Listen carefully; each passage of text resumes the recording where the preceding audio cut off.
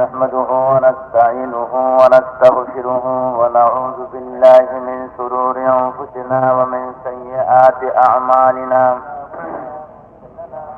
من يهد الله فلا مضل له ومن يضلل فلا هادي له ونشهد أن لا إله إلا الله وحده لا شريك له ونشهد أن سيدنا وحبيبنا ومولانا محمدا عبده ورسوله الذي أرسله بالحق بشيرا ونذيرا وداعيا إلى الله بإذنه وسراجا منيرا وقد قال الله تعالى في كلامه المجيد والفرقان الحميد أعوذ بالله من الشيطان الرجيم بسم الله الرحمن الرحيم إن الله وملائكته يصلون على النبي يا أيها الذين آمنوا صلوا عليه وسلموا تسليما صلى الله على سيدنا مولانا محمد وآله وأصحابه وسلم صلى الله على سيدنا مولانا محمد وآله وأصحابه وسلم صلى الله على سيدنا مولانا محمد وآله وأصحابه وسلم بلغ العلا بكماله كشف الدجى بجماله حسنت جميع خصالهم صلوا عليهم সবাই জোরে সরে মোহাম্মদের সাথে পড়েন بلغ العلا بكماله كشف الدجى بجماله حسنت جميع خصالهم صلوا عليهم या रब दिल मुस्लिम को वो जिंदा तमन्ना दे या रब दिल मुस्लिम को वो जिंदा तमन्ना दे जो कल्ब को गरमा दे जो रूह को तड़पा दे बना बनोला جمالهم كسبت الدجى بجمالهم حسنت جميع خصالهم صلوا عليهم في الوادي فراكب هر درہ کو چمکا دے پھر سوق تماشا دے پھر ذوق تقاضا دے بلغ العلا بکمالهم كشف الدجى بجمالهم حسنت جميع خصالهم صلوا عليهم اس دور کی ظلمت میں ہر قلب پریشاں کو اس دور کی ظلمت میں ہر قلب پریشان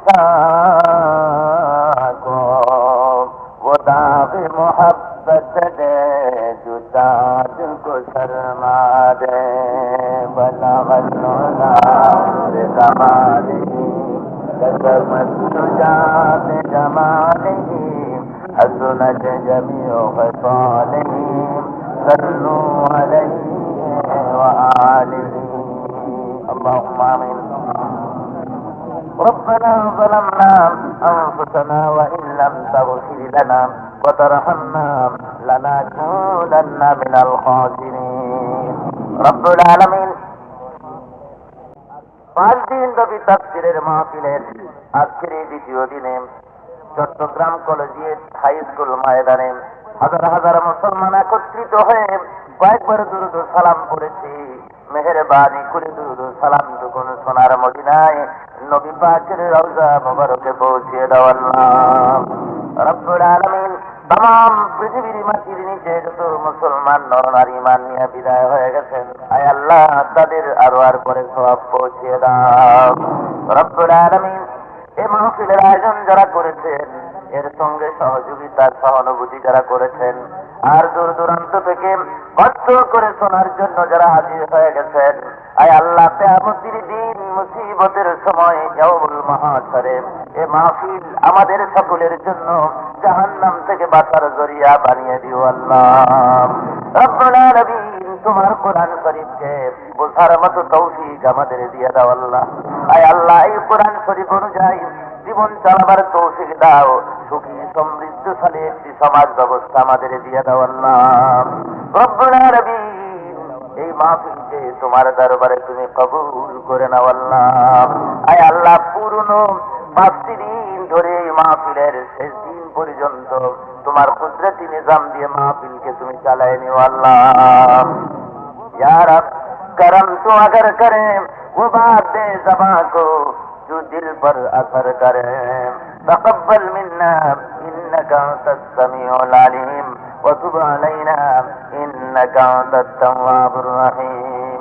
सुब्हान रब्बिका रब्बिल इज्जति अम्मा यसिफून व सलामुन अलल मुरसलीन अल्हम्दुलिल्लाहि रब्बिल आलमीन। जनाब साहिब सदर, हजरात उलमाए किराम, सम्मानित সুধী বৃন্দ, উপস্থিত আমার ইসলাম প্রিয় কোরআন জিয়াতি মুসলিম ভাইয়েরা, পর্দার আড়ালের মা ও বোনেরা, আসসালামু আলাইকুম ওয়া রাহমাতুল্লাহ। মহান আল্লাহ রাব্বুল আলামিনের দরবারে লাখো কোটি শুকরিয়া জ্ঞাপন করি যে মহান আল্লাহ আজকে আমাদেরকে 5 দিন ব্যাপী তাফসীরের মাহফিলের আজকের এই দ্বিতীয় দিবসে হাজির হওয়ার তৌফিক এনায়েত করলেন। সেই মহান মাহবুদের দরবারে অত্যন্ত বিনয় অবনত চিত্তে শুকরিয়া জানাচ্ছি। সবাই পড়েন আলহামদুলিল্লাহ। মাগরিবের নামাজের পর এই মূল্যবান সময়টুকুতে কত মুসলমান এই চট্টগ্রাম শহরে বসবাস করছে, কত মুসলমান এই সময় সিনেমা হলগুলির ভিতরে গিয়ে অশ্লীল ছবিগুলি দেখছে, কত মুসলমান থিয়েটার, বায়োস্কোপ ইত্যাদি দেখার জন্য নিজেদেরকে ভর্তি করেছে, কত মুসলমান এই পবিত্র সময়ে বিভিন্ন জায়গায় তাস, পাশা, জুয়া, নিষিদ্ধ এলাকা এসব জায়গায় গিয়ে নিজেদেরকে দিয়ে ভরপুর করেছে। ঠিক সেই সময়টুকুনে যে মহান আল্লাহ রব্বুল আলামিন তার কোরআন শরীফ জানার জন্য এই বেহেশতের বাগিচায় আমাদেরকে হাজির করলেন, সেই আল্লাহর শুকরিয়া আদায় না করে পারা যায় না। কি বলেন, ঠিক না? মহব্বতের সাথে স্পষ্ট করে জোরে সরে একযোগে সবাই পড়েন আলহামদুলিল্লাহ। বন্ধুগণ, এমন এক মাহফিলে এসেছেন সরকার দু আলম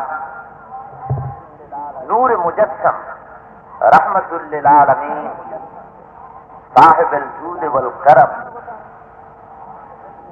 বিশ্ব মানবতার মহানবী জনাব মুহাম্মদুর রাসূলুল্লাহ সাল্লাল্লাহু আলাইহি ওয়াসাল্লাম ইরশাদ করেছেন, যখন কোন আল্লাহর বান্দা আল্লাহর দ্বীনকে জানার জন্য যখন রওনা করে কোন মজলিসের দিকে, তখন তার পেছনে একজন দুজন নয় 70,000 ফেরেশতা তার পেছনে পেছনে তার মাগফিরাত কামনা করতে থাকে আর চলতে থাকে, আর তার প্রতি পদনিক্ষেপে 10 করে নেকি লিখতে থাকে। জোরে বলেন সুবহানাল্লাহ। মাহফিলের ভেতরে এসে আল্লাহর বান্দারা যখন সব বসে যায়, ফেরেশতারা জিজ্ঞেস করেন, রব্বুল আলামিন তোমার বান্দারা তো সব বসে গেছে, এখন আমরা কি করতে পারি? যতক্ষণ তারা হাঁটতেছিল প্রতি কদমে কদমে নেকি লিখেছি, এখন আমরা কি করব? আল্লাহ রাব্বুল আলামিন বলেন, ফেরেশতা আমার বান্দারা পার্থিব কোন উদ্দেশ্য নিয়ে সেখানে হাজির হয়নি। তারা আমাকে জানার জন্য, আমার হাবিবকে জানার জন্য তারা সেখানে বসে আছে। আর আমার নেয়ামতের ভান্ডার হলো অফুরন্ত, তার থেকে কখনো কিছু কম হয় না। সুতরাং তারা যে বসে আছে, তাদের প্রত্যেকটি শ্বাস এবং প্রশ্বাসের বিনিময় 10 করে নেকি আমলনামায় লিখতে থাকে। ধরে বলেন আলহামদুলিল্লাহ। এই বিরাট রহমতের জলসায়, বিরাট আল্লাহর জান্নাতের বাগিচায় আপনারা প্রবেশ করেছেন। শুনতে এসেছেন সাধারণ অর্থে কোনো মাহফিল নয়, কোরআন শরীফের তাফসীরের মাহফিল। কোরআন শরীফ যা আল্লাহ দান করেছেন, গোটা বিশ্ব মানবতার মুক্তি সনদ হিসাবে আল্লাহ দান করেছেন। এর এক নাম হলো হেদায়েত, এক নাম হলো ফুরকান, এক নাম হলো যিকর। অনেকগুলি নাম এর বলা হয়েছে।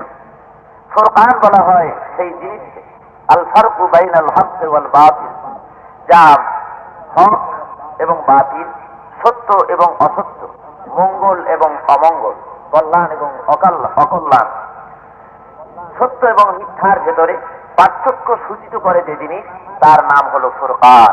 ধরে বলেন তার নাম কি? ফুরকান। বিশ্ব মানবতাকে অন্যায় অসত্য থেকে ফিরিয়ে রাখার জন্য গোটা বিশ্ব জুড়ে কোরআন শরীফ তার দাওয়াত পেশ করেছে। সে দাওয়াত সার্বজনীন, সে দাওয়াত বিশ্বজনীন।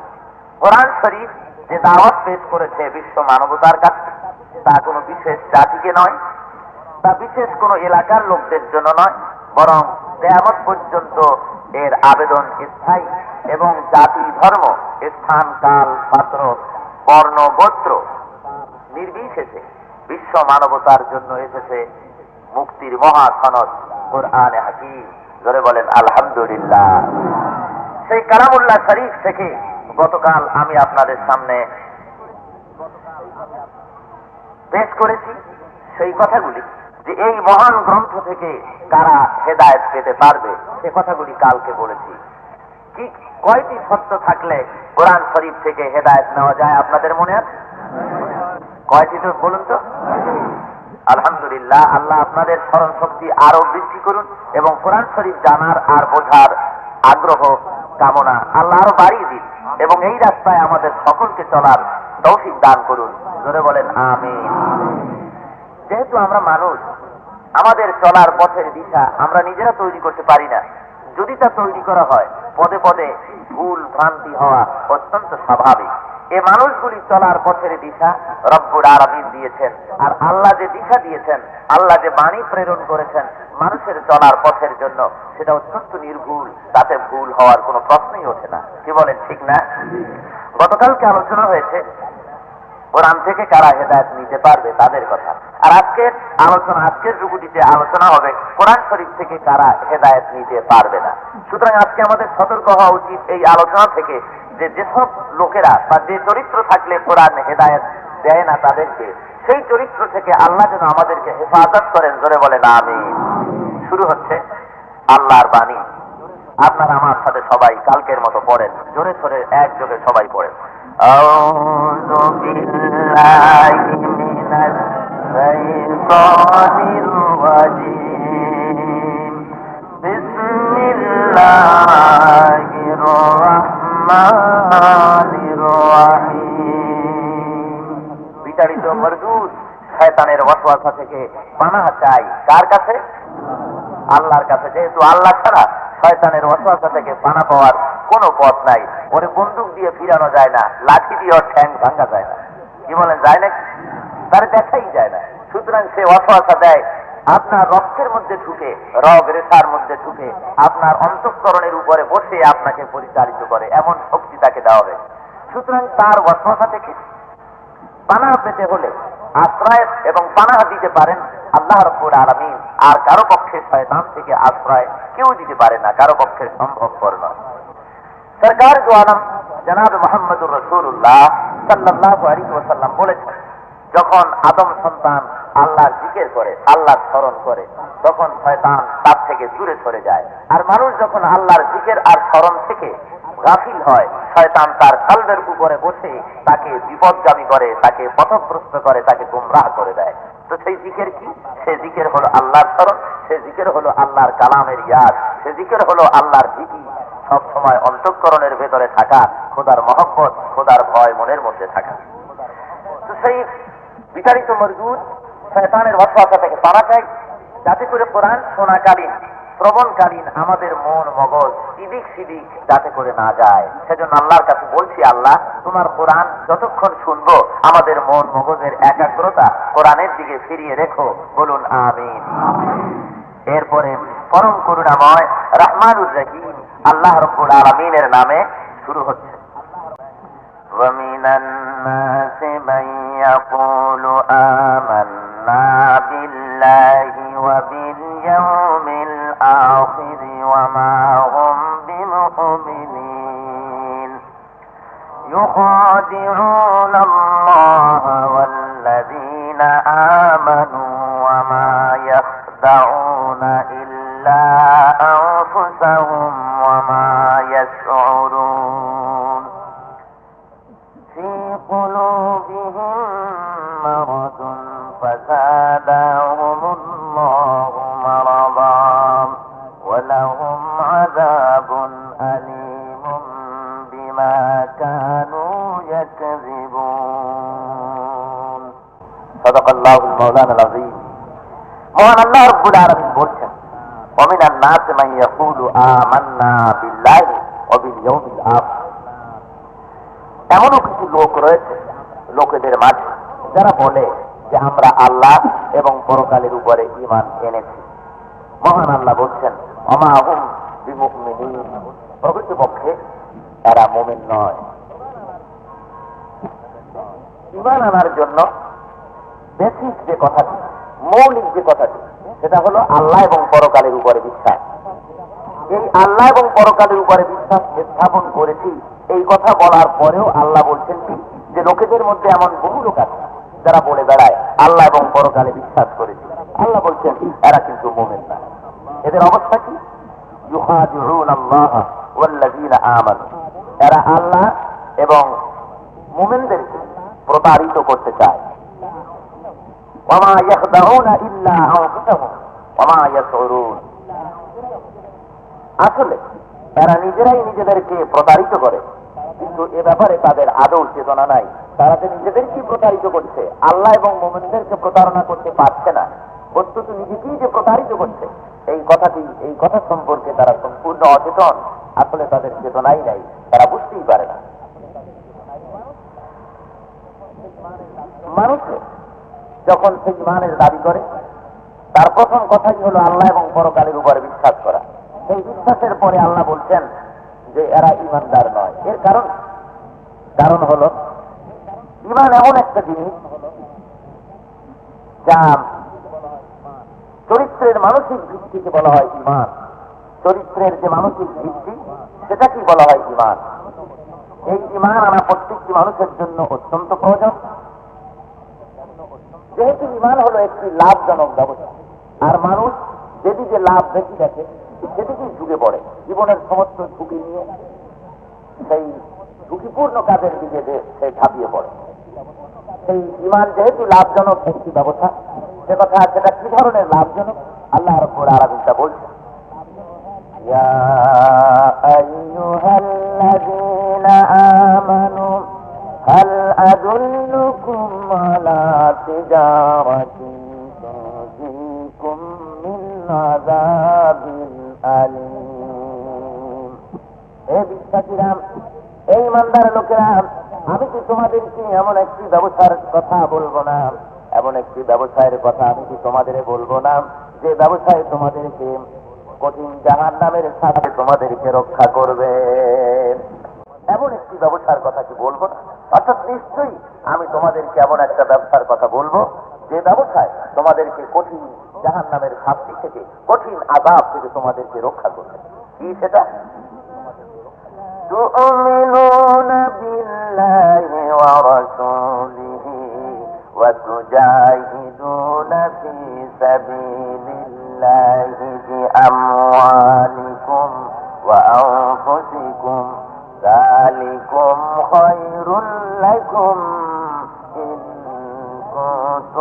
তালাবুন।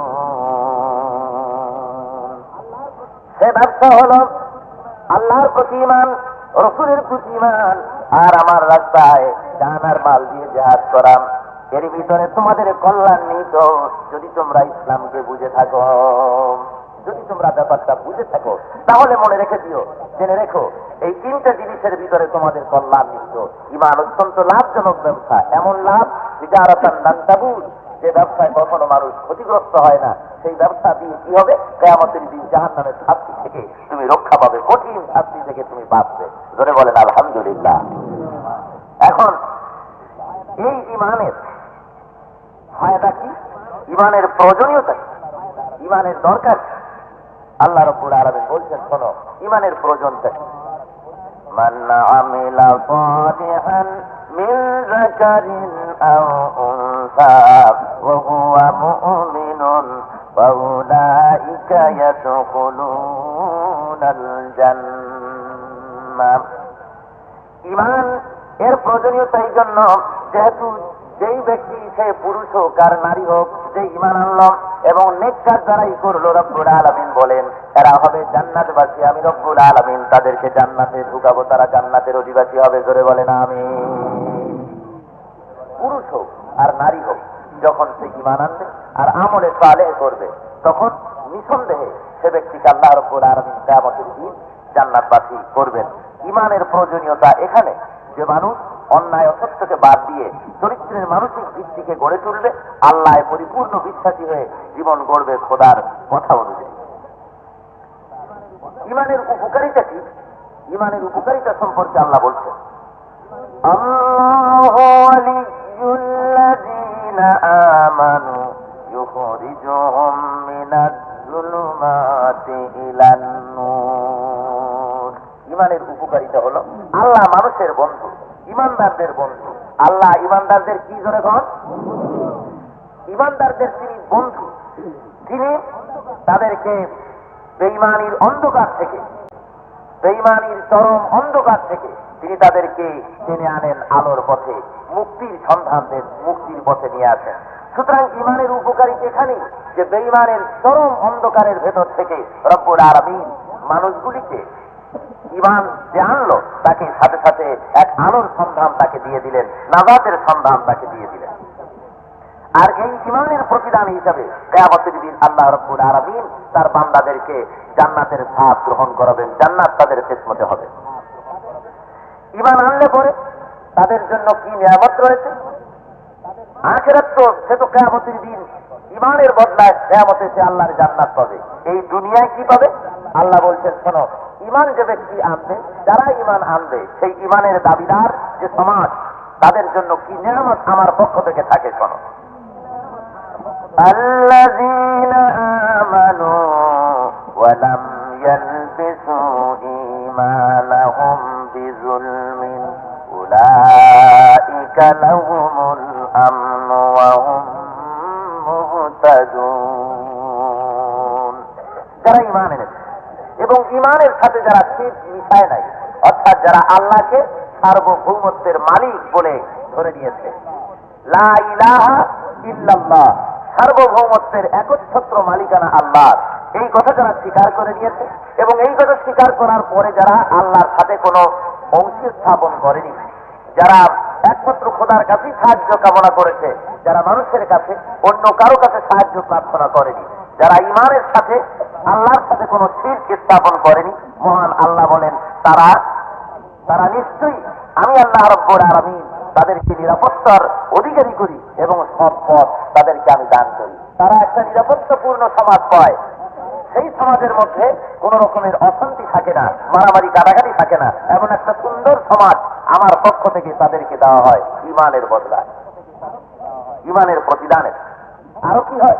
ঈমান আনলে পরে সমাজের লোকেরা, ব্যক্তি থেকে শুরু করে সমাজ, সমাজ থেকে শুরু করে রাষ্ট্র, গোটা এলাকার মানুষ যখন ঈমানের সম্পদে যখন সমৃদ্ধ হয়, যখন সম্পদশালী হয়ে যায় ঈমানে, তখন তাদের জন্য আমি কি করি? আল্লাহ বলছেন, শোনো, ওয়ালাউ আন্না আহলাল কুরআ আমানু ওয়াত্তাকাউ লাফাতাহনা আলাইহিম বারাকাতিম মিনাস সামাই ওয়াল আরদ। রব্বুল আলামিন বলেন, জনপদের লোকেরা, সমাজের লোকেরা যখন আমার প্রতি ঈমান আনে আর আমাকে ভয় করার নীতি অবলম্বন করে যখন চলে, আল্লাহ বলেন ওই সমাজের জন্য, ওই জনপদের জন্য আমার আসমান আর জমিনের বরকতের সকল দরওয়াজা আমি খুলে দেই। ধরে বলেন সুবহানাল্লাহ। আসমান আর জমিনের বরকতের সব দরজা আমি খুলে দেই। তখন খাওয়ার পড়ার কোনো চিন্তা ওই সমাজের মানুষের আর থাকে না। ধরে বলেন সুবহানাল্লাহ।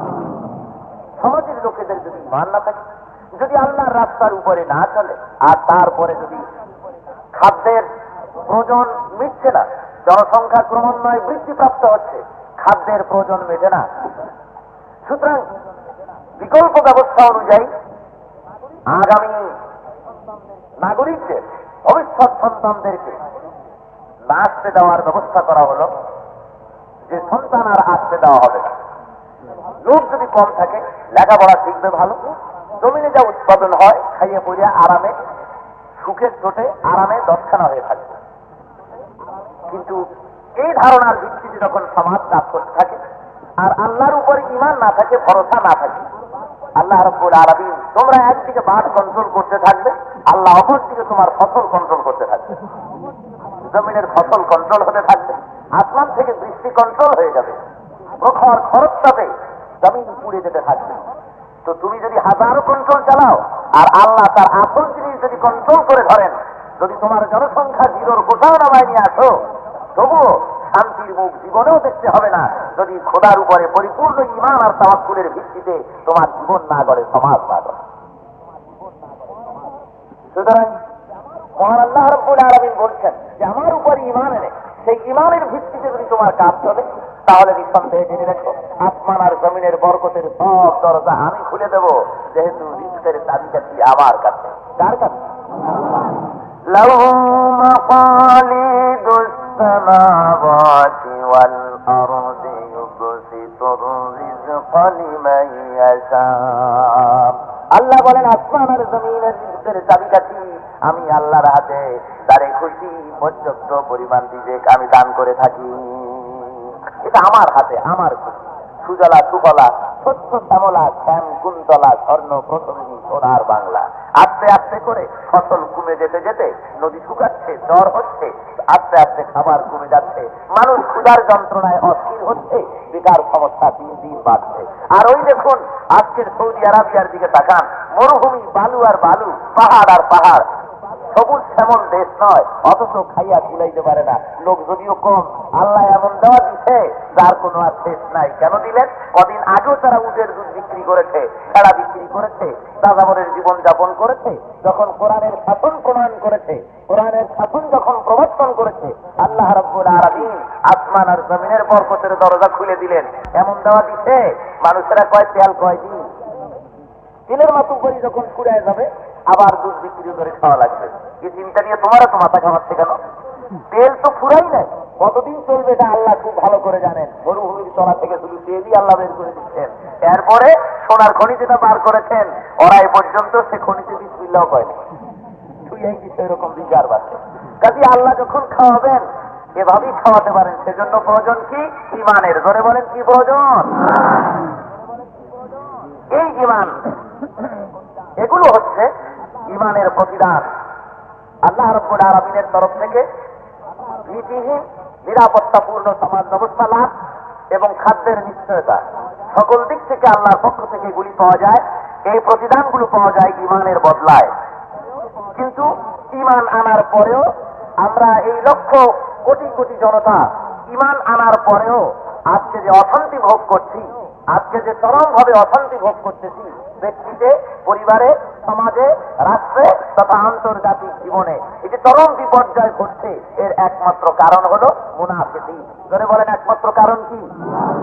ঈমান আমরা এনেছি, ঈমানের দাবিতে দাবিদার, কিন্তু মুনাফিকির রোগে পড়েছে এমন ভাবে যে মুনাফিকির রোগের কারণে আল্লাহ রাব্বুল আলামিন তার ওয়াদা আমাদের জন্য, তার ওয়াদা কার্যকরী হচ্ছে। আসুন মূল কথায়, وَمِنَ النَّاسِ مَن يَقُولُ آمَنَّا بِاللَّهِ وَبِالْيَوْمِ الْآخِرِ وَمَا هُمْ بِمُؤْمِنِينَ মধ্যে এমন লোক রয়েছে যারা বলে যে আমরা ঈমান এনেছি আল্লাহর উপরে। মহান আল্লাহ রাব্বুল আলামিন বলছেন, ওরা বলে আল্লাহ এবং পরকালের পরে বিশ্বাস স্থাপন করি, কিন্তু আসলে তারা ঈমানদার নয়, তারা মুমিন নয়। কারণ হলো তাদের মুখের কথার সাথে আর কাজের সাথে কোনো মিল নাই। মুনাফিকেরা কলেমা পড়ে জানমাল হেফাজতের জন্য। কথা বুঝতে পেরেছেন? মুনাফিক কলেমা পড়ে বাস দাঁড়িয়ে গেলেন নামাজ পড়তে।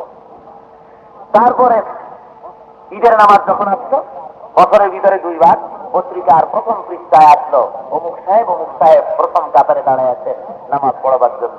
নামাজ তিনি পড়ছেন, এই দৃশ্যটা জনগণকে দেখাবার জন্য। নামাজ যদি পড়ে তো লোককে দেখাবার জন্য, দান সৎকার যদি করে তাও লোক দেখাবার জন্য, আর ঈমান আনে জানমাল হেফাজতের জন্য। এই হলো মুনাফিকদের চরিত্র। এই চরিত্রের ভিত্তিতে তারা অগ্রসর হতে থাকে। মুনাফিকরা কিছুদিন তার প্রতারণার গোলক ধাঁধায় লোকদেরকে মোহাবিষ্ট করে রাখতে পারে বটে, কিন্তু বেশি দিন তা থেকে না। অল্প দিনের ভিতরে তার সেই মোহ ছিন্ন ভিন্ন হয়ে গিয়ে লোকেদের কাছে সে ধরা পড়ে যায় যে আসলে তো এটা মুনাফিক। মুনাফিক কারে বলে? মুনাফিক হলো ভালো জিনিসটাকে উপরে রেখে তার মন্দ জিনিসকে গোপন করে, মন্দটাকে গোপন রেখে ভালোটাকে প্রদর্শন করে বেড়ানো। এটা হলো মুনাফিকির একটা দৃষ্টান্ত। যেমন কোন মানুষ যদি হেমন্তকালে পদ্মা নদীর পাড়ে যায়, তাহলে সে দেখবে যে কি সুন্দর স্বচ্ছ পানি। পানির অন্তত 20-25 হাত তলা পর্যন্ত দেখা যাচ্ছে স্বচ্ছ পানি। যে ব্যক্তি হেমন্তকালে পদ্মার এই দৃশ্য দেখবে, সে ভাববে পদ্মা কত সুন্দর, কোনো আবর্জনা নাই, কোনো জঞ্জাল নাই, কত স্বচ্ছ সলিল। সে তার ভিতরে বক্ষে ধারণ করে সে চলছে, দেখে আনন্দ ফুর্তিতে পদ্মার গুণকীর্তন গাইতে গাইতে বাড়ি ফিরে আসলো। এই লোকটি যখন জ্যৈষ্ঠ মাসে অথবা বৈশাখ মাসে অথবা শ্রাবণ মাসের খরস্রোতা পদ্মা, প্রমত্তা পদ্মা, যৌবনবতী পদ্মা যখন তার দুকুল ছাপা পানি নিয়ে কুলুকুলু নাদে বয়ে যাবে, আর উত্তর গগনে কাল বৈশাখী দুলুক জিহ্বা বিস্তার করে দিয়ে যখন ঝড় ছুটিয়ে দিবে, কাল বৈশাখের প্রচন্ড লীলা যখন শুরু হবে, নদীর সমস্ত পানিগুলি যখন তরঙ্গায়িত হবে, হেমন্তকালের সেই দর্শক আজকে নদীর তীরে দাঁড়িয়ে দেখবে সর্বনাশ।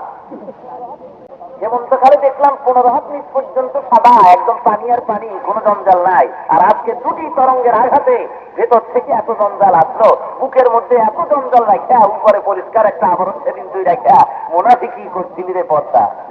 আজকে তোর মুনাফিকি ধরা পড়ে গেল, তোর ভিতরে এত জঞ্জাল তা তো বুঝতে পারিনি। এইটার নাম হলো মুনাফিক। ভিতরে অত্যন্ত খারাপ, ভিতরে মনে মনে করতে চাচ্ছে একটা, আর বাইরে মানুষের সামনে অত্যন্ত ধর্মভীরু ইত্যাদি প্রদর্শন করিয়ে ধর্মের নাম নিয়ে নিজের কার্য সিদ্ধির জন্য প্রচেষ্টা চালানো। এটাই হলো মুনাফিকি একটা সবচেয়ে বড় দৃষ্টান্ত। এই মুনাফিকির দৃষ্টান্ত আমাদের সমাজেও চালু আছে। দেখবেন এক শ্রেণীর মানুষ আছে, এই টুপি পড়তেছে, এই নামাজ পড়তেছে, যখন দেখলো যে ইসলামের জয় কীর্তন হচ্ছে সর্বত্র, ইসলামের নামে বিরাট জ্বর এসেছে, ওনারাও সাথে সাথে ঘোষণা করলেন, হ্যাঁ ইসলাম একটি পরিপূর্ণ জীবন ব্যবস্থা, পূর্ণাঙ্গ জীবন বিধান, ইসলাম ছাড়া উপায় নাই। কিন্তু ঘটনাক্রমে দৈব দুর্বিপাকে হঠাৎ করে কোন বিপর্যয় আসলো, রাতারাতি আজকে যিনি ইসলামের গুরু কীর্তন করলেন, মঞ্চে দাঁড়িয়ে খুব লম্বা চৌড়া বক্তৃতা হাঁকলেন, পরের দিনই ইসলামের একটুখানি কালো রজনী এসেছে, এইটুকুন দেখার সাথে সাথে অস্ত্র রূপ ধারণ করে এসে বলছে যে ইসলামের কথা কেউ বললে এটা সাম্প্রদায়িক ভাবে সহ্য করা যাবে না, এটা বলতে দেওয়া হবে। সে নিজেও তখন ইসলামের বিরুদ্ধে যায়, আর ইসলাম বিরোধী সরকার যদি আসে তাহলে তার সাথে সহযোগিতা করে। ইসলামের সপক্ষে কারা ছিল তাদেরকে চিনে চিনে মারার জন্য মিষ্টি খায় আর লিস্টি তৈরি করে। কি বলেন, ঠিক না? এমন কি করেছে? এই জন্য আমি আপনাদের সামনে অনেকবার বলেছি, এই চরিত্রের লোকগুলিকেই মুনাফিকি চরিত্রের লোক বলা হয়। আর এই মুনাফিক লোকগুলো ইসলামের সব চাইতে বেশি ক্ষতি করেছে, এখনো করছে, ভবিষ্যতেও করবে। মুনাফিক সবচাইতে নিকৃষ্ট, এরা কাফেরের চাইতেও নিকৃষ্ট, প্রত্যার কাফেরের চাইতেও খারাপ। কে ধরে বলেন কে? জাহান্নামের সব চাইতে কঠিনতম শাস্তির জায়গায় কারা থাকবে? মুনাফিকেরা থাকবে। এই মুনাফিকেরা চিরদিন ইসলামের সাথে শত্রুতা পোষণ করেছে। ইসলামের চরম সাফল্য দেখে ইমানদারদের ইমান মজবুত হলো মদিনাতুল তাইয়্যিবায় আসার পর। বদরের প্রান্তরে ইসলাম যখন জয়লাভ করলো, এ দেখে ইমানদারদের দিল কি হলো? মজবুত হয়ে গেল ইমানে, সন্তুষ্ট হলো তারা, আর মুনাফিকদের কলেজা কেঁপে উঠল ভয়ের চোটে। তারা হুজুর সাল্লাল্লাহু আলাইহি ওয়াসাল্লামের সঙ্গে মুনাফিকি শুরু করলো, ইসলামের সাথে বেঈমানি শুরু করে দিল। এখন চিনবার তো উপায় নাই, মাথায় টুপি ঠিকই আছে, জামাও আছে সেই রকম, তারপরে মসজিদে বাজামাত নামাজ পড়তেও আছে, চেনার উপায় নাই কে মুনাফিক কে ভালো মানুষ। এভাবে করে করে তারা ভীষণ ভাবে ক্ষতি করতে থাকলো ইসলামের ভিতরে থেকে। ভিতরকার কথাগুলি নিয়ে বাইরে বাইরে তারা প্রকাশ করে দিয়ে ইসলামের সাথে শত্রুতা করতে লাগলো। স্বয়ং আল্লাহর নবী জনাবে মুহাম্মদুর রাসূলুল্লাহ সাল্লাল্লাহু আলাইহি ওয়াসাল্লামকে হত্যা করার ষড়যন্ত্র করেছিল আব্দুল্লাহ বিন উবাই। তার লোকজন নিয়ে তাবুকের যুদ্ধে হুজুর সাল্লাল্লাহু আলাইহি ওয়াসাল্লাম যখন যাচ্ছিলেন, ফেরার পথে তাকে পথে আক্রমণ করবে এবং সে পথে তাকে শেষ করে দেবে, এই চিন্তাধারার ভিত্তি নিয়ে লোকজন পাঠিয়ে দিয়েছিল। আল্লাহর জিবরাইল তাকে জানিয়ে দিয়েছিলেন সরকার দো আলমকে, এই এই রঙের এই এই ধরনের এই এই নামের লোকগুলি পথেই পাশে আপনার জন্য অপেক্ষা করবে, আপনাকে হত্যা করার জন্য আপনি সে ব্যাপারে সতর্ক থাকবেন। জিবরাইল আলাইহিস সালাম আসতেন এবং মুনাফিক সম্পর্কে সরকার দো আলম বিশ্ব মানবতার মহানবী জনাবে মুহাম্মদুর রাসূলুল্লাহ সাল্লাল্লাহু আলাইহি ওয়াসাল্লামকে সতর্ক করে দিয়ে যেতেন। ইসলামের এই চরম শত্রুগুলিকে দরকার ছিল হত্যা করার, কিন্তু কেন করা হয়নি? সরকার দো আলম তা হস্তক্ষেপ এজন্য করেননি, যেহেতু এই মুনাফিকদেরকে যদি এদের উপর হস্তক্ষেপ করা হয়, এদেরকে যদি হত্যা করা হয়, তাহলে বাইরে প্রচার হবে, এদের কিছু লোকে বাইরে গিয়ে প্রচার করতে তাদের জন্য সুবিধা হবে। দেখো তোমরা ইসলাম যারা কবুল করতে চাও, ওর মধ্যে দয়া করবাটা কি? দেখো না, মুসলমান নিজেরা নিজেরা মারামারি করতেছে, মোহাম্মদ সাল্লাল্লাহু আলাইহি ওয়াসাল্লাম যে লোকগুলি ঈমান এনেছে তাদেরকে মারা শুরু করেছে, ওই রকম মাথায় টুপি দেওয়া, জামা গায়ে দেওয়া, ওই নামাজও পড়তেছে, তারা জিহাদের ময়দানও যায়, অথচ সেই লোকগুলিকে হত্যা করতেছে। সুতরাং তোমরা কেউ ইসলাম গ্রহণ করতে যেও না। এ ধরনের একটা অপপ্রচার চালাবার জন্য অত্যন্ত সহজ হবে বলে এই বিরাট একটা বিষাক্ত জিনিসকে ইসলামের প্রাথমিক পর্যায়ে সহ্য করতে হয়েছে এই মুনাফিকদের। মহান আল্লাহ রাব্বুল আলামিন স্পষ্ট করে বলছেন, ইউহাদিউনাল্লাহা ওয়াল্লাযীনা আমানু ওয়া মা ইয়াখদাউনা ইল্লা আনফুসাহুম ওয়া মা ইয়াশউরুন। আল্লাহ এবং ঈমানদারদেরকে এরা প্রতারিত করতে চায়, ধোঁকা দিতে চায়, কিন্তু এরা বোঝে না যে ধোঁকা তো আল্লাহকে দিতে পারছে না, ধোঁকা আসলে নিজেদেরকেই দিচ্ছে। কিয়ামতের দিন তাদের সব জারিজুরি ধরা পড়বে, আর কিয়ামতের দিন জাহান্নাম ছাড়া কোনো গত্যন্তর তাদের থাকবে না। ফি কুলুবিহিম মারাদুন ফাযাদাহুমুল্লাহু মারাদা ওয়া লাহুম আযাবুন আলীমুন বিমা কানু ইয়াকযিবুন। তাদের মনের মধ্যে, তাদের অন্তঃকরণের মধ্যে একটা ব্যাধি আছে, এই ব্যাধিটাকে আল্লাহ আরো বর্ধিত করে দিয়েছেন। ওয়ালাহুম আযাবুন আলীমুন বিমা কানু ইয়াকযিবুন। আর তারা যে মিথ্যা কথা বলে, তার প্রতিফল স্বরূপ কিয়ামতের দিন তাদের জন্য রয়েছে কঠিন শাস্তি। আল্লাহ রেখে দিয়েছেন যন্ত্রণাদায়ক কঠিন শাস্তি তাদের জন্য রয়েছে এই মিথ্যা কথার প্রতিফল স্বরূপ। ফি কুলুবিহিম মারাদুন, তাদের অন্তঃকরণের ভিতরে একটি রোগ আছে।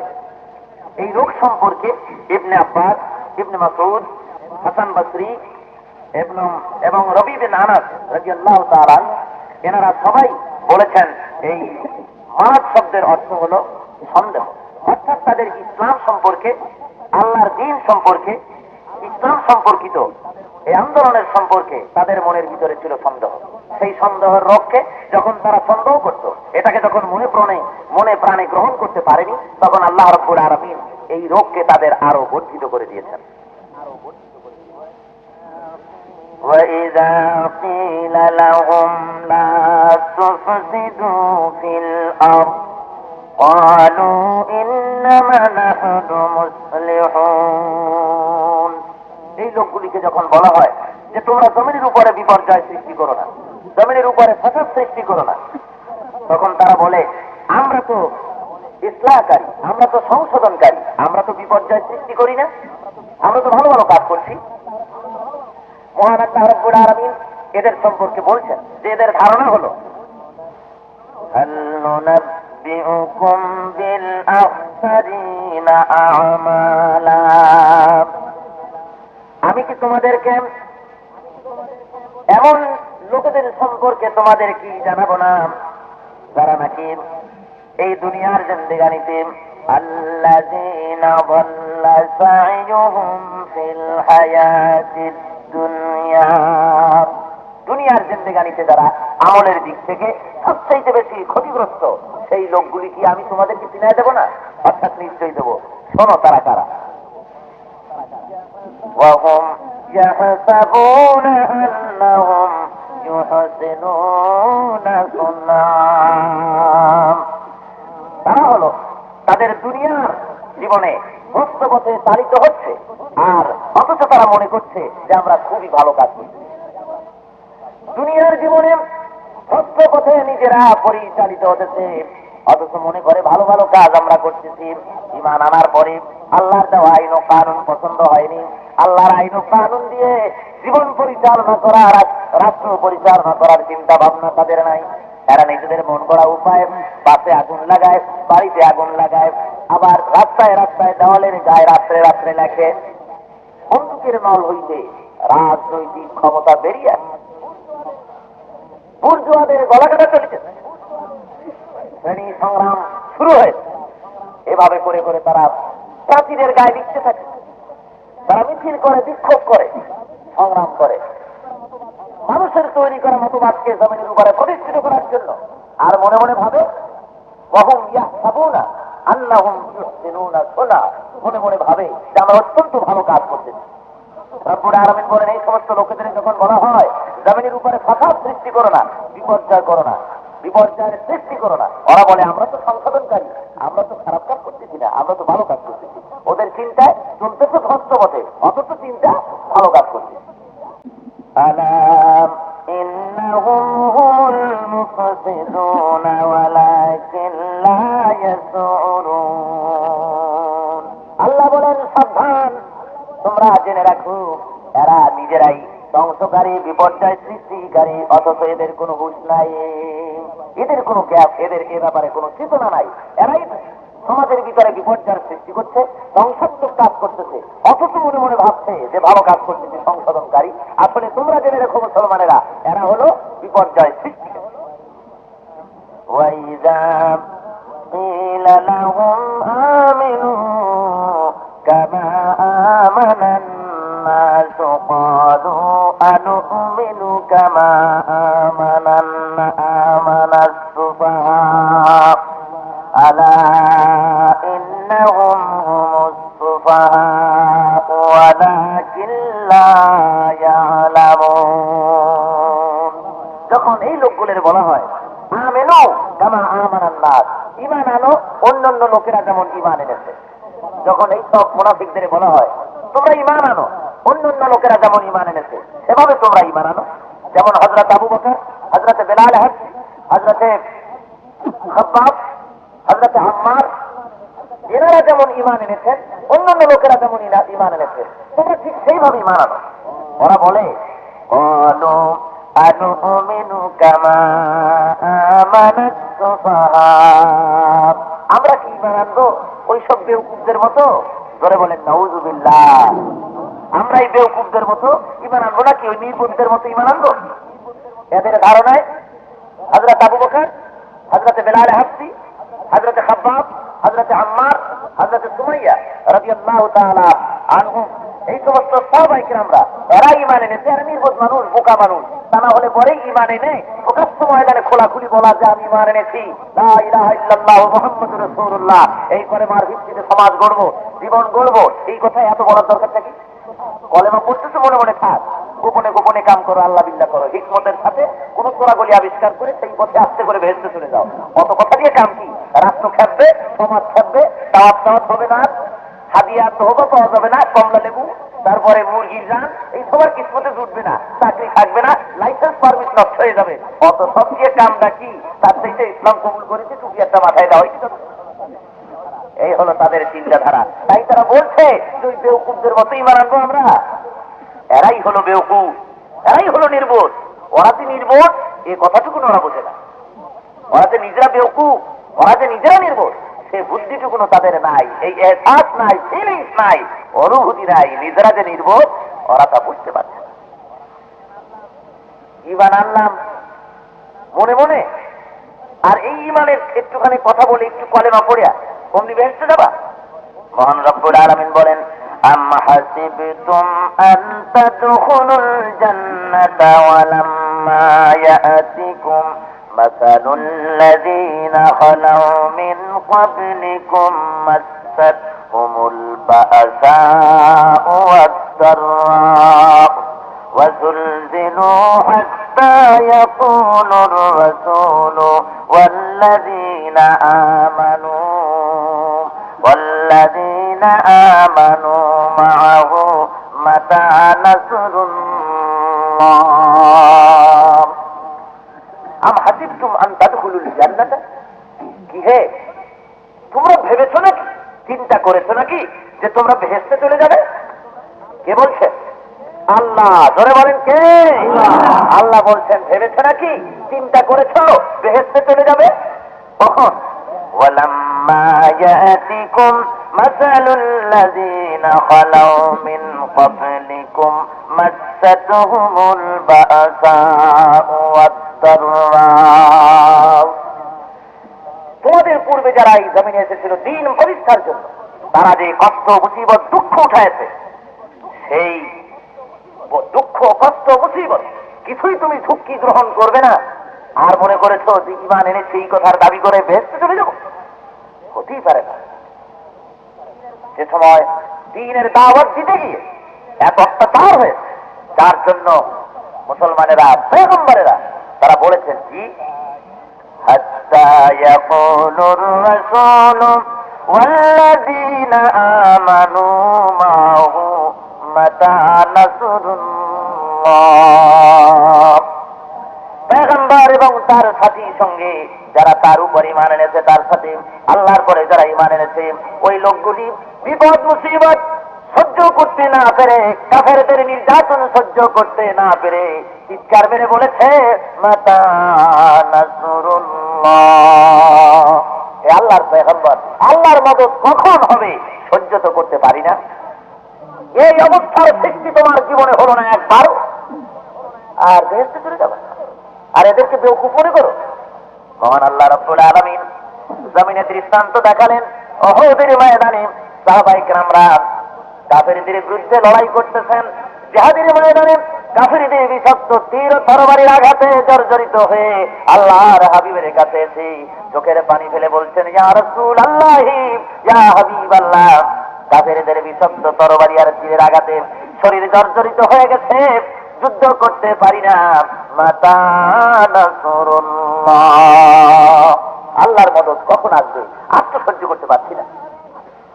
আল্লাহর হাবিব নিজের পবিত্র শরীরের জামা খুলে ওদের পাদদেশে গোলাগুলি দিলেন, বললেন, ও সাহাবীরা, আমার শরীরের পরশ লেগেছে ওহুদের পাদদেশে, এই জামিনের পরে তোমরা এই জায়গায় একটুখানি শরীর লাগায় নাও, আমার শরীর ইজ্জতে রব্বুল আলামিন তোমাদের শরীর ভালো করে দেবেন। আর মনে রেখে দিও, এখনই মাতা নাসরুল্লাহ বলতেছো, ওই অত্যাচার এখনো তো আসে নাই, ওই বিপদ ও মুসিবত এখনো তো তোমার পরে আসে নাই। যখন মুসলমানদের অত্যাচারের চোটে তাদেরকে প্রাণবায়ু বহির্গত হয়েছে, তাদের করাত দিয়ে ফাড়া হয়েছে, জবাহ করা হয়েছে, তোমরা যখন ওই ধরনের পরীক্ষায় পাস করতে পারবে, রব্বুল আলামিন সঙ্গে সঙ্গে তোমাদের শোনায় দিবেন, আলা ইন্না নাসরাল্লাহি করিব। জেনে রেখো, আমার মদদ অতি নিকটবর্তী। জোরে বলেন আলহামদুলিল্লাহ। কোন পরীক্ষা দেবে না, নিজেরা ঈমান আনবা, শুধু নামাজ আর রোজা একটু করবা। আর যারা নাকি দিনের কাজ করতে গিয়ে কারাবরণ করলো, দিনের কাজ করতে গিয়ে লাইসেন্স পারমিট নষ্ট হয়ে গেল, জ্বালাতন হলো, হিজরত করতে হলো, বছরের পর বছর বাইরে কাটাতে হলো, যারা নিজেদের জীবনকে শেষ করে দিল খোদার রাস্তায়, আর সেই সব লোকগুলিকে তোমরা বেওকুফ মনে করো? কি আশ্চর্য! জেনে রেখে দিও, ঈমান এনেছি এটা বললেই হলো না। আহাসিবান নাসু আইয়ুতরাকু আইয়াকুলু আমান্না ওয়া হুম লা ইউফতানুন। লোকেরা ভেবেছে নাকি ঈমান এনেছি এই কথা বলার সঙ্গে সঙ্গে আমি তাদেরকে মুমিন বলে সার্টিফিকেট দেব, আর কোনো পরীক্ষা করব না, এটা মনে করেছো নাকি? ও মিয়ারা ভালো করে শুনে নাও, ঈমানের দাবিদার যখনই হবে, কলেমা যখন পড়বে, লা ইলাহা ইল্লাল্লাহু মুহাম্মাদুর রাসূলুল্লাহ, জোরে বলেন লা ইলাহা ইল্লাল্লাহ, লা ইলাহা ইল্লাল্লাহ, লা ইলাহা ইল্লাল্লাহ মুহাম্মাদুর রাসূলুল্লাহ। এই কলেমা পড়বা, আর তারপরে তোমার এতটুকুন কলেমা পড়ি তুমি মুমিনের সার্টিফিকেট পেতে চাও, তা আদৌ সম্ভবপর নয়। তোমাকে পরীক্ষা করা হবে, আর এই ইমানদার দাবি করেছো, সেই ইমানের কোয়ালিটি তোমার মধ্যে থাকতে হবে, ইমানের গুণাবলী তোমার মধ্যে থাকতে হবে। পড়েছি আর কিছু নামাজ রোজা করলাম, এটাই তোমার মুসলমান হওয়ার সার্টিফিকেট নয়। তোমার কাছে তোমার বাহ্য আচরণে, তোমার চলায় ফেরায়, ওঠায় বসায়, সাহসিকতায়, হিম্মতে, বুদ্ধিমত্তায়, ধৈর্য ধারণে সর্বত্র প্রমাণ করবে তুমি মুসলমান, সেটা প্রমাণ হতে হবে। তোমাকে ঘোষণা করতে হবে যে আমি মুসলমান, আর জমিন আল্লাহ, এখানে আল্লাহর রাজ কায়েম হবে, এটা পরিষ্কার করে ঘোষণা করতে হবে। আর সেজন্য আমি সক্রিয় একজন মুসলমান কর্মী, খোদার জমিনে খোদার দিন প্রতিষ্ঠা করার ব্যাপারে। আগুন থাকবে, আর তার চতুর্পাশে আবর্জনা, শুকনা আবর্জনাগুলি সুস্থ থাকবে। এই আগুনে আবর্জনাগুলি পুড়বে না, এখানে আগুন জ্বলতেছে আর চতুর্পাশে আবর্জনা আছে, পড়ে না, তাহলে এটা কি আগুন? ধরে বলেন এটা আগুন? নিশ্চয়ই আগুন নয়, এটা ভেলকি, এটা হেয়ালি, এটা আগুন। অনুরূপ ভাবে কোন ইমানদার ব্যক্তি কোন জমিনে থাকবে, কোন ইমানদার জনগোষ্ঠী কোন জমিনের উপরে বাস করবে, আর সেই সমাজের ভিতরে অন্যায়, অসত্য, অস্থিরতা, বেহায়ামি, খোদাদ্রোহী শাসন ব্যবস্থা চলবে, আর মোমেন বান্দারা সেখানে থাকবে, এটা কি করে সম্ভব? যেখানে মোমেন থাকবে সেখানে আদৌ আল্লাহ বিরোধী আইন চলতে পারে না, খোদা বিরোধী কোন ব্যবস্থাপনা চলতে পারে না। আজকে হাজার হাজার মুসলমান উপস্থিত হয়েছে, এই মানুষগুলি সবগুলি লোকেদের যদি ইমানের কোয়ালিটি যেগুলি, সেই কোয়ালিটি যদি আমাদের সকলের থাকতো, তাহলে এতগুলি লোকই যথেষ্ট একটা ভূখণ্ডের উপরে আল্লাহর দ্বীন প্রতিষ্ঠা করার জন্য। ধরে বলেন সুবহানাল্লাহ। একটাই বেশি লাগে না? মিয়া, এই দেশের ভেতরে কোন কমিউনিজমের মতদর্শে বিশ্বাসী একজন নেতা, ধরে নিন মনি সিং, এই লোকটা যদি তার প্রোগ্রামে একদিন এতগুলি লোক যদি পেত, তাহলে গোটা দেশের মুখে কমিউনিজমের আদর্শ প্রতিষ্ঠা করতে তার 2-4-6 মাসের বেশি লাগতো না, ঠিক কিনা কর? ধরে বলেন সত্য নয়? সাংগঠনিক পদ্ধতিতে তারা জমিনের উপরে তাদের মানুষের তৈরি করা মতাদর্শকে প্রতিষ্ঠা করার জন্য সর্বাত্মক প্রচেষ্টা চালায়। তারা তাদের ওই ব্যাপারে তারা ইমানদার, আর আপনি মুসলমান, আমি মুসলমান, আমরা ইসলামের দাবি করেছি, আল্লাহর দ্বীন প্রতিষ্ঠার ব্যাপারে মুনাফিকি ভূমিকা পালন করছি। ওই ইমানের দাবি আমরা কার্যকরী করতে পারছি না। ওরা বাতিলের মতাদর্শকে জমিনে প্রতিষ্ঠার জন্য বছরের পর বছর ধরে জেল খাটতেছে, জারিমানা দিচ্ছে, গোপনে গোপনে আত্মগোপন করে, আন্ডারগ্রাউন্ড ওয়ার্ক করে, কত কষ্ট আর মুসিবত করে, খেয়ে না খেয়ে তারা তাদের মতবাদকে প্রতিষ্ঠার জন্য প্রচেষ্টা চালায়। আর আমরা ইসলামকে খোদার উপরে ছেড়ে দিচ্ছি, আল্লাহ তুমি আর ফেরেশতারা ঠেকাও। ঠিক না? আমার মুসলমান হয়েছি, এই তো মিলাদ শরীফ মাঝে মধ্যে পড়ি আর জিলাপি খাই, দমের খাওয়া, আর কি চাও? এই হলো মুসলমানদের সুন্নাত, মুসলমানদের সুন্নাত। ভাইয়ের আমার, মুসলমান যে ব্যক্তি, মুমিন যে ব্যক্তি, তার ভিতরে সে হবে কোয়ালিটি সম্পন্ন ব্যক্তিত্ব। সে একমাত্র আল্লাহ রাব্বুল আলামিন ছাড়া তার কলেজার মধ্যে কোনো ভীতি থাকবে না, ভয় থাকবে একজনের। তিনি কে? ধরে বলেন তিনি কে? সেই আল্লাহর নামে, আল্লাহর স্মরণে আল্লাহকে ডাকুন। আল্লাহ আল্লাহ আল্লাহু লা ইলাহা ইল্লাহু, জোরে জোরে পড়েন আল্লাহ আল্লাহ আল্লাহু লা ইলাহা ইল্লাহু, আল্লাহ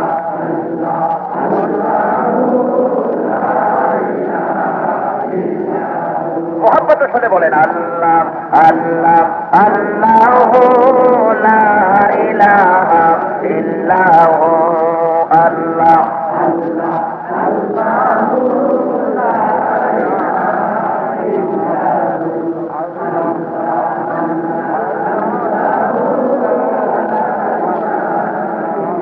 ভাইরা আমার, ঈমান আনার পর ভয় থাকবে একমাত্র আল্লাহর। আগুনের ভয় নাই, পানির ভয় নাই, সাপের ভয় নাই, জেলের ভয় নাই, জরিমানার ভয় নাই, অত্যাচারের ভয় নাই, পীরের ভয় নাই, মৌলানার ভয় নাই, প্রেসিডেন্টের ভয় নাই, মন্ত্রীর ভয় নাই, তাম দুনিয়ার কামান ও বন্দুকের ভয় নাই। মোমেনের ভয় একটা, কয়টা? সে ভয় কার? এই ভয় যখন মুসলমানের ভেতরে আছে, আর কারো ভয় যখন থাকে না, সে তখন মুমিন হয়। আর যখন আল্লাহর ভয় ছাড়া অন্য কাউকে ভয় করতে শেখে, তখন তার ভিতরে সেই ঈমানের জোশ থাকে না, নষ্ট হয়ে যায়, সে তখন মুনাফিকে পরিণত হয়ে যায়। তুমি আগুনকে ভয় করবে কি কেন? ওই আগুনের উপরে প্রচন্ড ক্ষমতা চলে কার?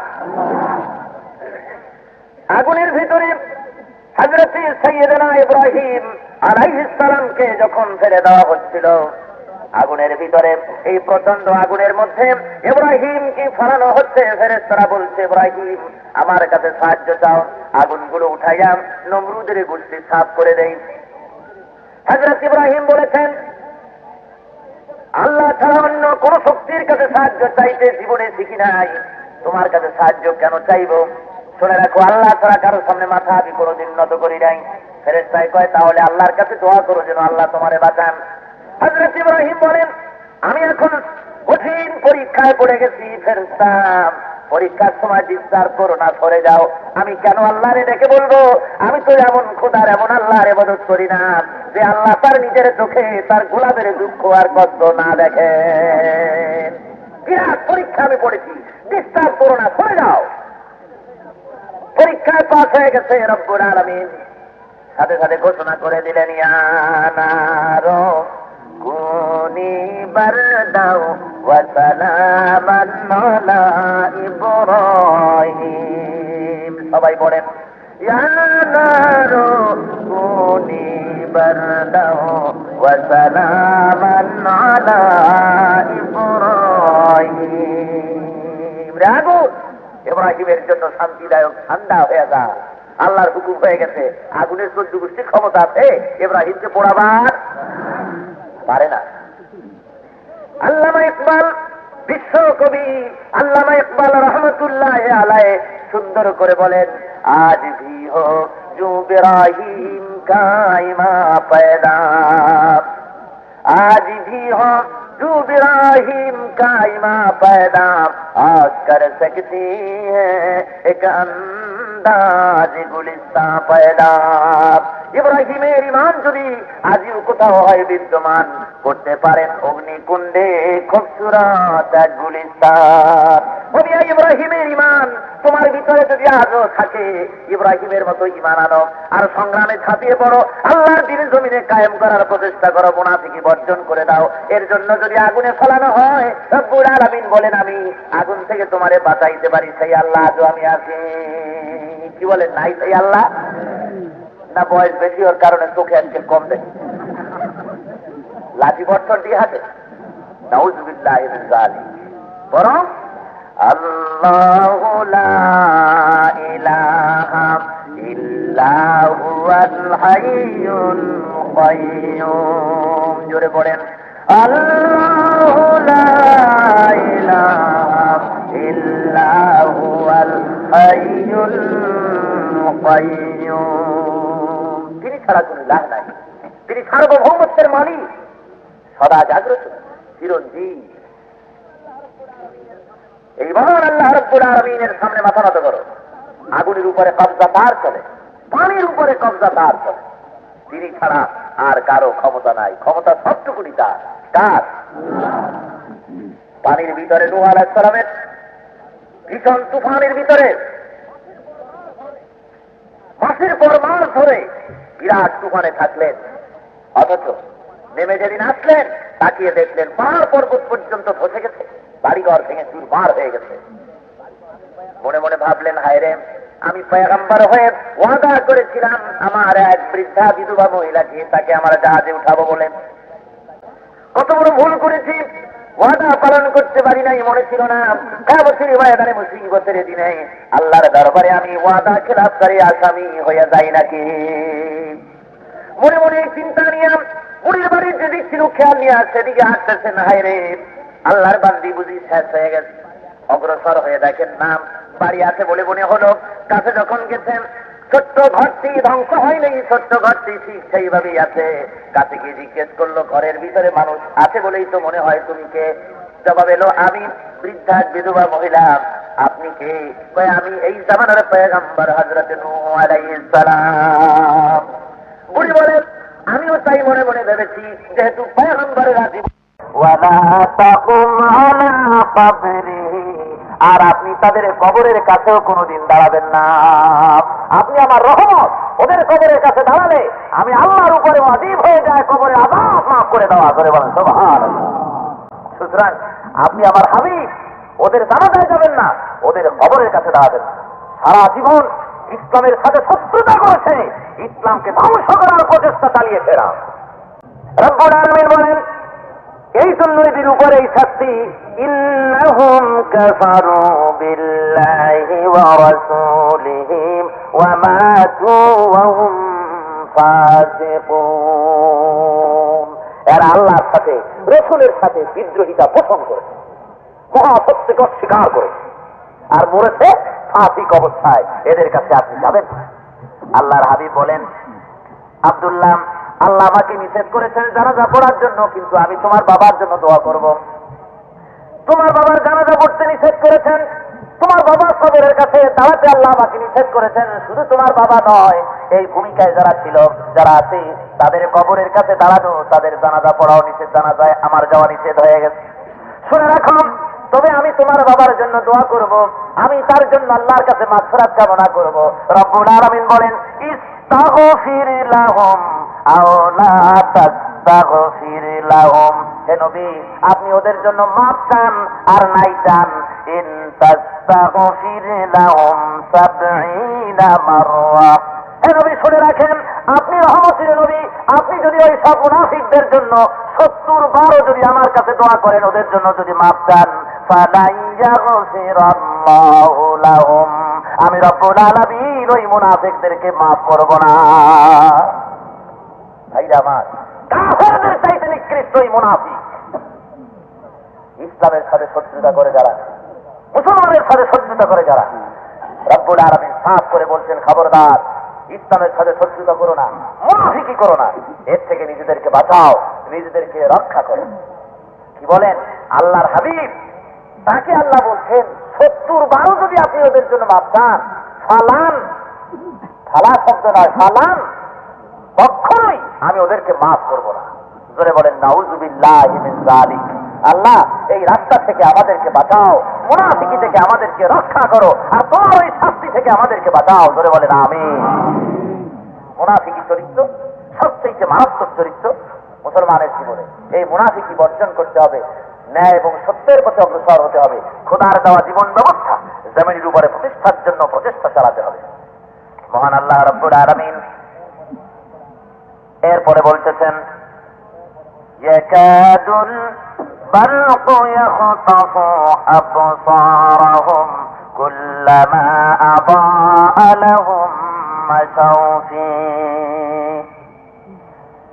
বিদ্যুতের চমক এদের অবস্থা এতই সংকটাপূর্ণ হয়ে পড়েছে যে মনে হচ্ছে তাদের দৃষ্টিশক্তি নষ্ট হয়ে যাবে।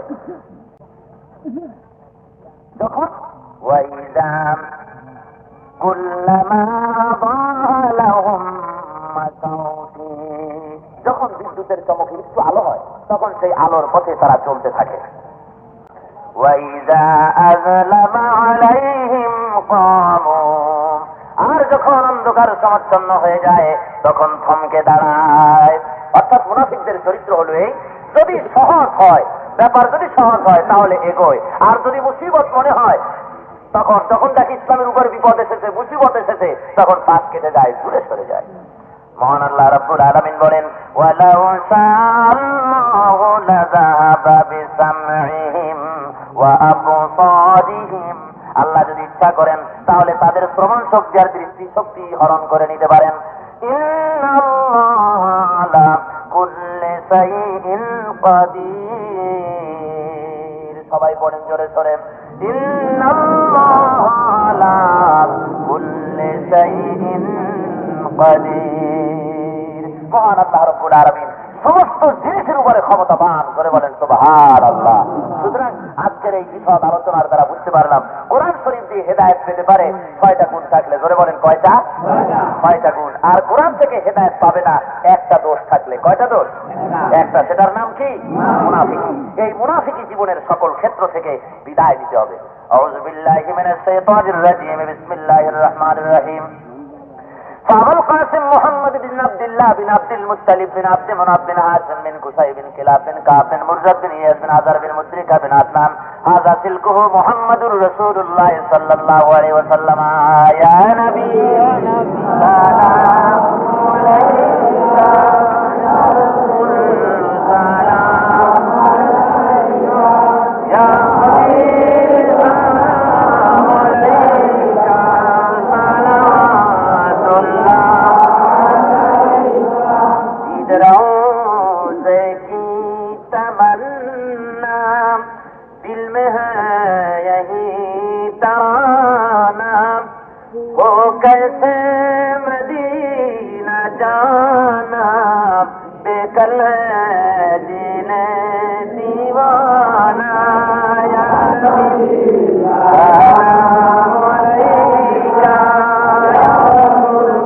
سلام علیک یا حبیب سلام علیک صلوات اللہ یہ صادق کا بسائیا दुखियारों की दुख सुनाइया सुन ले तू मेरा अफसाना बेकल दिल दीवाना या नबी या रसूल सलाम अलैका या हबीब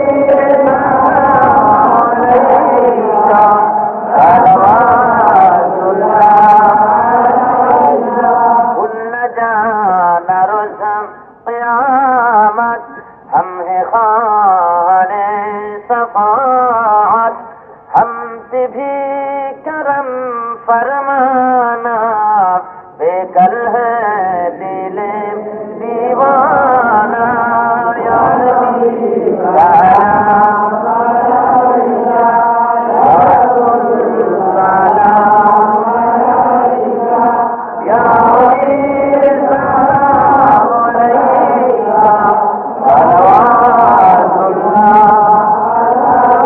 بلغ العلا بكماله كتب الدجى بجماله حسنت جميع خصاله صلوا عليه وآله بلغ العلا بكماله كتب الدجى بجماله حسنت جميع خصاله صلوا عليه আরবের বুকে মক্কার পরে আমিনার যেথায় ঘর খোদার করুণা কৌসার হয়ে ঝরছে বারংবার বলহল্লা বেকমালিহি কসবত তুজা বেজমালিহি হসনত জমিউ খসালিহি সল্লু আলাইহি ওয়া আলিহি বহিতেছে আজ মলায় হাওয়া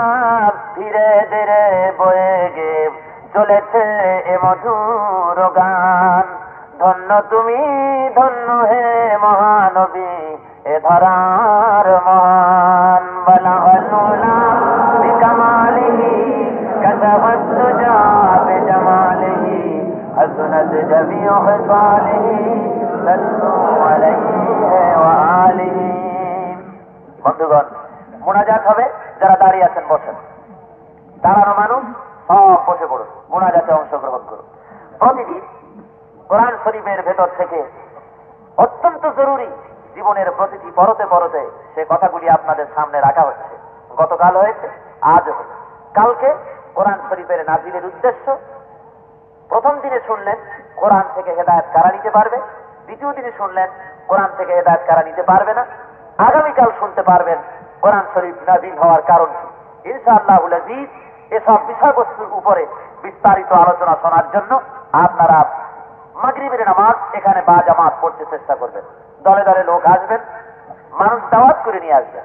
আপনার দাওয়াতে আপনার কোনো বন্ধু যদি আসে, আর যদি আল্লাহর কালাম যদি তার কলেজায় কাজ করে, যদি খোদার পথে ফিরে আসে, নিঃসন্দেহে খোদার কাছে কিয়ামত পর্যন্ত সওয়াব পাবেন। জোরে বলেন আলহামদুলিল্লাহ, আরো জোরে বলেন আলহামদুলিল্লাহ। সুতরাং দলে দলে আপনারা আসবেন। আর ঈশার নামাজের গতকাল আযান হওয়ার পরে অনেক লোক চলে গেছেন। আমার মনে হয় হয়তো তাদের উযু ছিল না, অথবা আপনারা খুব যে কষ্ট করে আসতেছেন সেই জিনিসটাও আমাদের সকলের বুঝে আছে। যেহেতু বাস স্ট্রাইক চলছে, বহু কষ্ট করে দূর দারাজ থেকে আপনারা আসতেছেন। তবু আমি অনুরোধ করব যে ওযু যদি যাদের আছে, মেহেরবানি করে আপনারা আযান হয়ে গেলে পরে এত বড় জামাত ছাড়বেন না। কত মুমিন বান্দা, কত আল্লাহর ওলি এই মাহফিলের ভিতরে বসে আছেন, আপনি আমি চিনি না। কি বলেন, ঠিক না? মুমিন বান্দাদের সাথে মিশে বসছি। এই ছবিটা অবিনশ্বর, এই ছবি ধরা পড়ে গেছে আল্লাহর ক্যামেরায়। কিয়ামতের দিন এই মাহফিলে বসেছিলাম, কোরআনের তাফসীরের মাহফিলে বসেছিলাম, একত্রিত বা জামাত নামাজ পড়েছিলাম। জীবনের কোনো আমল যদি কার্যকরী না হয়, হতে পারে এটাও একটা কিয়ামতের দিন নাজাতের জারিয়া হয়ে যেতে পারে। ভাইয়ের আমার, কিয়ামতের দিন রব্বুল আলামিন তার বান্দাকে বেহেশতে দেওয়ার জন্য আল্লাহ রব্বুল আলামিন বাহানা খুঁজবেন। হতে পারে সেই বাহানার ভিতরে এটাও একটা কারণ হয়ে যেতে পারে কিয়ামতের দিন নাজাতে। এই জন্য বলছি, জামাত ছেড়ে কেউ যাবেন না। আপনারা মেহেরবানি করে আযান যখন হয়ে যাবে কাতার বন্দী হয়ে দাঁড়ায় যাবেন। যাদের উযু নাই চট করে দৌড়ে গিয়ে উযুর ব্যবস্থা যেখানে কর্তৃপক্ষ করেছেন সেখানে আপনারা উযু করে নামাজের জন্য প্রস্তুতি নেবেন। আর দলে দলে আগামীকাল আসবেন ইনশাআল্লাহুল আজিজ। আল্লাহ যদি তৌফিক দেন আগামীকালও বিস্তারিত আলোচনা হবে। আপনারা দোয়া করবেন। আমি খানিকটা অসুস্থতা ফিল করছি, আপনারা দোয়া করুন রব্বুল আলামিন দ্বীনের খেদমত, কোরআনের সহি খেদমত করার জন্য যে ধরনের শরীর স্বাস্থ্যের প্রয়োজন আল্লাহ যেন অনুগ্রহ করে তার এই অধম বান্দাকে দান করেন। اللهم آمين. ربنا ظلمنا أنفسنا وإن لم تغفر لنا وترحمنا لنكونن من الخاسرين. اللهم إني ظلمت نفسي ظلما كثيرا ولا يغفر الذنوب إلا أنت فاغفر لي مغفرة من عندك وارحمني إنك أنت الغفور الرحيم. رب العالمين হাজার হাজার মুসলমান একত্রিত হয়ে কোরআন শরীফের তাফসীরের মাহফিলে তোমার দরবারে হাত তুলেছি। আয় আল্লাহ, তোমার কুদরতি নজর দিয়ে তাকায় দেখো, তোমার বান্দারা গুনার বোঝা মাথায় নিয়ে জীবের মতো, কাঙ্গালের মতো, ভিক্ষুকের মতো ছোট ছোট দুইখানা হাত নিয়ে তোমার আলিশান দরবারে আমরা হাত উঠাইছি। রব্বুল আলামিন, সারা জীবন ভর গুনাহ করে করে জীবন তরি বুঝাই করে দিয়েছি, কোরআন শরীফের সঙ্গে নাফরমানি করেছি। আয় আল্লাহ, ঈমান আনার পরেও মুনাফিকি করেছি আমরা জীবনে যথেষ্ট। আয় আল্লাহ, তোমার কাছে আজকে তওবা করতেছি, আমাদের জীবনের অতীত সমস্ত গুনাহ খাতাকে রব্বুল আলামিন তুমি মাফ করে দাও। রব্বুল আলামিন, এখানে যে আলোচনা হয়েছে, দুরূদ ও সালাম পড়া হয়েছে, তোমার কালাম তেলাওয়াত করা হয়েছে, সবটুকুন সরকার দু আলম জনাব মুহাম্মদুর রাসূলুল্লাহ সাল্লাল্লাহু আলাইহি ওয়াসাল্লামের রূহে পাকের উপরে হাদিয়া পৌঁছে দাও আল্লাহ। রব্বুল আলামিন, তোমার দরবারে আরজি পেশ করতেছি, রব্বুল আলামিন আমাদের কি तमाम जिंदगीर गुनाह থেকে আমাদের maaf করে তোমার মকবুল বান্দাদের মধ্যে আমাদের শামিল করে দাও। আয় আল্লাহ, আজকে যারা আমরা হাত তুলেছি, আমি জানি না এর মধ্যে থেকে কার মা বাপ দুনিয়া থেকে জনমের মতো বিদায় নিয়ে গেছে, মন কেমন মাটি বুকের পরে চাপা নিয়া ঘরের গহীনে আশ্রয় গ্রহণ করেছে। আয় আল্লাহ, তাদের দেখার মতো কেউ নাই, তুমি যদি শাস্তি দাও তাহলে ঠেকাবার কারো কোনো হাত নাই। আয় আল্লাহ, তুমি ইচ্ছা করলে রহমত তাদের উপরে করতে পারো খোদা। আমরা সবাই মিলে তোমার দরবারে ফরিয়াদ করি, মাটির নিচে তোমার কাস্টডিওতে যে সমস্ত মুসলমান নরনারী চলে গেছে আল্লাহ, ওদের কবরে যদি আযাব থাকে মাফ করে দাও রব্বুল আলামিন। আয় আল্লাহ, তোমার দরবারে ফরিয়াদ জানাই, রব্বুল আলামিন আমাদের বিবি বাল বাচ্চা দান করেছো। আয় আল্লাহ, মেহেরবানি করে সবগুলিকে নামাজি, দিনদার, ইমানদার, মুজাহিদ, নামাজি মুসলমান বানাও। গাউসের দিন মুসিবতের সময় ইয়াউমুল মাহশরে যেদিন পায়ের নিচে হবে তোমার মতো মাটি, মাথার উপরে প্রকাণ্ড সূর্যের কিরণ হবে, গুনাহগারের মগজ ফেটে গিয়ে মাথার তালু ফেটে গিয়ে মগজগুলি গলে গলে দাগ কান দিয়ে বেয়ে পড়তে লাগবে, জিহ্বাটা কুকুরের মতো চলে নাবি স্থল পর্যন্ত পড়ে যাবে, ময়দানে সারা পড়বে পানি পানি বলে। আয় আল্লাহ, ওই দিন তোমার হাবিবের হাতের কাউসারের পেয়ালা আমাদের নসিব করে দিও রব্বুল আলামিন। আয় আল্লাহ, তুমি তোমার রহমতের নজর দিয়া দেখো আল্লাহ, কি সুন্দর বেহেশতের বাগান বানিয়েছে আল্লাহ। আল্লাহ কোরআন শোনার জন্য মানুষেরা বাস নাই কষ্ট করে হেঁটে এসেছে, রিক্সায় এসেছে, ট্রাক ভাড়া করে এসেছে। আল্লাহ কত কষ্ট করে এসেছে, দুনিয়ার কোনো স্বার্থ নিয়ে আসে নাই। খোদা গো, কোরআন শুনতে এসেছে আল্লাহ। এই কোরআনের ইজ্জত যারা করলো, এই প্যান্ডেল যারা বানালো, যারা পয়সা দিল, যারা শুনতে এলো, কিয়ামতের দিন জাহান্নামের আগুন হারাম করে দিও আল্লাহ। খোদা কোরআনের ইজ্জত বর্ধনার্থে তোমার মুসলমানেরা বাড়ি ঘর আরাম ছেড়ে রেখে কষ্ট করে ময়দানে এসেছে আল্লাহ, কোরআনের ইজ্জতের জন্য, কোরআন বোঝার জন্য। আল্লাহ তুমি মেহেরবানি করে কোরআন বোঝার জন্য যারা এলো, এ সকলের জন্য জাহান্নামের আগুনকে হারাম বানায় দিও আল্লাহ। আল্লাহ কিয়ামতের দিন কোরআনের ছায়া আমাদের জন্য নসিব করে দিও আল্লাহ রব্বুল আলামিন। কবরের মধ্যে যেদিন কেউ কোনো সাথী থাকবে না, বন্ধু থাকবে না, আল্লাহ অন্ধকারে কবরের ভিতরে কোরআনের আলো দিয়ে তুমি কবরটাকে আলোকিত করে দিও আল্লাহ রব্বুল আলামিন। তোমার দরবারে ফরিয়াদ পেশ করতেছি, আয় আল্লাহ তুমি তামাম পৃথিবীর সমস্ত মুসলমানদেরকে একতাবদ্ধ করে দাও আল্লাহ। আয় আল্লাহ এই মাহফিলে যত লোক হাজির হয়েছে, বিমার আজার যারা আছে, বিপদ মুসিবতে যারা আছে, মনোকষ্টে যাদের আছে, তুমি সকলকে জানো।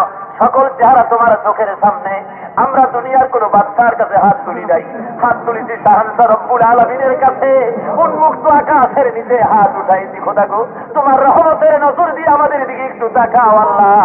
কুদরতি নজরটা দিয়ে তাকায় দেখো বান্দারা কিভাবে হাজারি করতেছে। দুনিয়ার বাদশার কাছে হাত তুলি নাই, হাত তুলেছি সম্রাটের সম্রাট রাজা আদিরাজ। তামাম হাতগুলিকে ফিরাইয়া দিও না রব্বুল আলামিন। আয় আল্লাহ তোমার মহব্বত, তোমার রাসূলের মহব্বত আর জিহাদের মহব্বত দিয়ে আমাদের কলেজা ভরে দাও আল্লাহ রব্বুল আলামিন। আয় আল্লাহ তুমি মেহেরবানি করে তোমার হাবিবের রওজা মুবারকে জীবনে আমাদের বারবার হাজিরা দেওয়ার তৌফিক দাও। আয় আল্লাহ মেহেরবানি করে তোমার হাবিবকে আমাদের স্বপ্নের মধ্যে তার নূরানী চেহারা দেখার তৌফিক দাও আল্লাহ রব্বুল আলামিন। সেই বেহেশত পরকালে আমাদের দাও, যেই বেহেশতে তোমার হাবিব বসা থাকবে। আয় আল্লাহ তোমার হাবিব যেই জান্নাতে বসা থাকবেন, ওই জান্নাতে বসার জায়গা যদি না পাই, একটু দাঁড়াবার জায়গা দিও, তোমার হাবিবের চেহারা যেন দেখতে পারি আল্লাহ রব্বুল আলামিন। মেহেরবানি করে আমাদের আজকের মোনাজাত কবুল করে দাও। আয় আল্লাহ তামাম দুনিয়ার বিভিন্ন জায়গায় মুসলমানদের পরে অত্যাচার চলতেছে, আয় আল্লাহ মুসলমানদের হেফাজত করো। আফগানের মুসলমানদের পরে হেফাজত করো, রহমত করো। বার্মার মুসলমানদের পরে রহম করো।